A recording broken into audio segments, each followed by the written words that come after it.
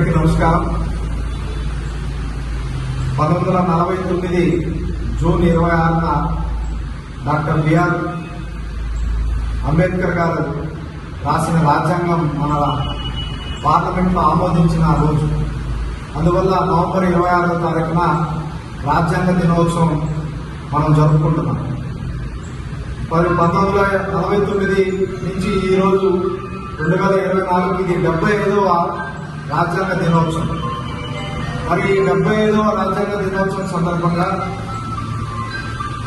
ప్రధానమంత్రి నరేంద్ర మోడీ గారు ఈ సంవత్సరం అంతా కూడా వారికి నివాళులర్పిస్తూ రకరకాల కార్యక్రమాలు చేపట్టబోతున్నారు. మనం భారతదేశంలో ఇంత స్వేచ్ఛ, స్వతంత్రంగా అన్ని వర్గాలు జీవిస్తున్నాయంటే కేవలం డాక్టర్ బిఆర్ అంబేద్కర్ గారు ఆనాడు ఎంతో దూరదృష్టితో రాసిన రాజ్యాంగం. ఈ రోజుకి కూడా రాజ్యాంగం చాలా మందికి తెలియదు, కొద్దిమందికి తెలిసినా దాంట్లో పూర్తిగా ఏముందో అర్థం చేసుకోలేదు.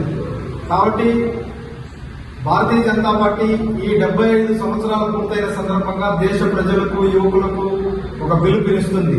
మీరందరూ కూడా ఈ అంబేద్కర్ రాసిన ఈ కాన్స్టిట్యూషన్ బుక్ ఈరోజు కొనుక్కోండి, లేదా ఆన్లైన్లో లేకపోతే అప్లై చేసుకోండి, ఆర్డర్ పెట్టుకోండి.